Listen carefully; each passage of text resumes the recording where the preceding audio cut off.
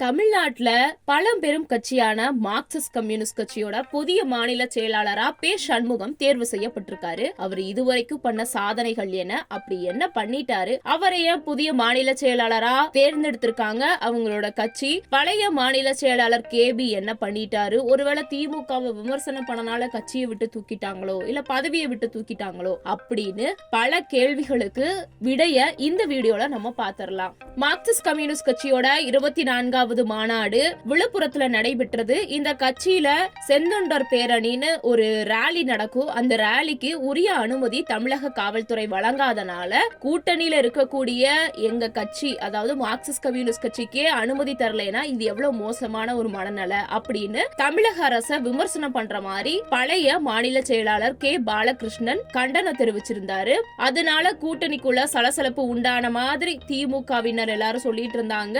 Social மீடியாஸ்லயே அப்படிதான் பலரும் கருத்து தெரிவிச்சாங்க. சோ இந்த சூழ்நிலையில திடீர்னு பே சண்முகம் அவர்கள் பொறுப்பேற்றிருந்தாங்க புதிய மாநில செயலாளரா. திமுகவை விமர்சனம் பண்ணனாலதான் கே பாலகிருஷ்ணனை பதவியிலிருந்து விலக்கிட்டாங்க போல இருக்கு அவங்க கட்சி அப்படின்னு நினைச்சிட்டு இருந்தாங்க. ஆனா அதுதான் இல்ல. உண்மையான ரீசன் என்னன்னா, கே பாலகிருஷ்ணன் அவர்களுக்கு 72 வயசு ஆயிடுச்சு. ஒவ்வொரு கட்சிக்கும் ஒவ்வொரு ரூல்ஸ் இருக்கும். அதே மாதிரி மார்க்சிஸ்ட் கம்யூனிஸ்ட் கட்சியை பொறுத்த வரைக்கும் 2 முறைக்கு மேல ஒருத்தர் எந்த பதவியிலையும் இருக்கக்கூடாது. அதே மாதிரி 72 வயசுக்கு மேலயும் எந்த பதவியில இருக்க கூடாது அப்படிங்கிற கிரைட்டீரியா இருக்கு. அப்ப ரெண்டத்தையுமே கே பாலகிருஷ்ணன் அவர்கள் தாண்டிட்டாங்க. அதனால அவரே முன் நான் விலகிக்கிறேன் இந்த பதவியில இருந்துன்னு விருப்பப்பட்டுதான் வெளியே போனாரு. சோ வேற ஒருத்தர் அந்த இடத்துல நியமிக்கணுங்கிறனாலதான் பே சண்முகத்தை மார்க்சிஸ்ட் கம்யூனிஸ்ட் கட்சியை சேர்ந்தவங்க எல்லாரும் யோசிச்சு ஆலோசனை பண்ணி நியமிச்சிருக்காங்க. சோ இதுதான் உண்மையான விளக்கம். இப்போ புதிய மாநில செயலாளரா பொறுப்பேற்றிருக்க கூடிய பே சண்முகம் யார்? இந்த பே சண்முகம்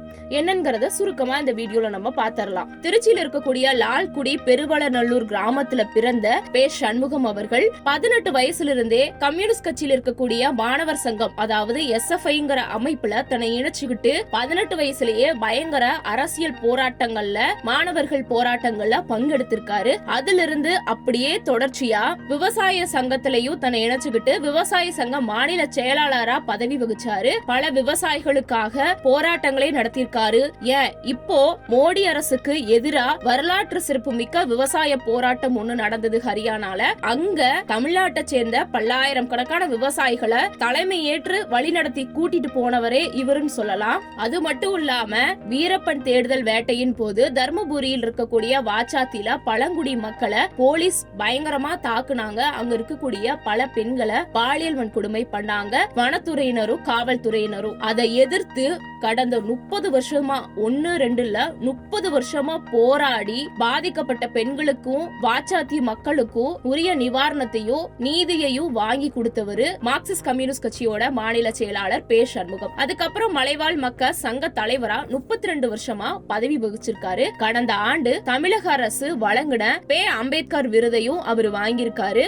அது மட்டும் இல்லாம இவரோட பெரும்பான்மையான போராட்டங்கள் அடித்தட்டு மக்கள், அதாவது பழங்குடியினர்களுக்காகவும் விவசாயிகளுக்காகவும் முக்கியமா இருக்கும். அதுல பழங்குடி மக்களோட சாதி சான்றிதழ் கோரிய போராட்டங்களையும் அனைத்து விதமான நில உரிமை போராட்டங்களையும் முன்னிலையில நின்னு போராடினவரு ஒரு கள போராளியா பே சண்முகம். இவரு பழங்குடியினர் நில உரிமை போராட்டத்தை முன்னெடுத்து 2006 நவம்பர் 24 அன்னைக்கு பிரதமர் மன்மோகன் சிங்கை சந்திச்ச பின்னர் தான் வரலாற்று சிறப்புமிக்க வன உரிமை சட்டம் சாத்தியமானது. அதாவது இவர் முன்னெடுத்த போராட்டத்தினாலதான் ஒரு சட்டமே இந்தியால சாத்தியமாயிருக்கு. இவரு மார்க்சிஸ்ட் கம்யூனிஸ்ட் கட்சியோட முழு நேர பணியாளரா பணியாற்றி இருக்காரு. முழு நேர பணியாளர்களுக்கு அந்த கட்சியை பொறுத்த வரைக்கும் ரொம்ப சொற்ப சம்பளம். மத்த கட்சி மாதிரி இல்லங்க, வெறும் 10,000 8,000 தான் தருவாங்க. அந்த 8,000 10,000 வச்சுதான் அவங்க மொத்த குடும்ப பொருளாதாரத்தையும் அவங்க மேனேஜ் பண்ணி ஆகணும். சோ அந்த மாதிரி அந்த 10,000 8,000 வாங்கி தன்னோட சுத்தி இருக்கக்கூடியவங்களே பார்த்துட்டு தன்னையே பார்த்துக்கிட்டு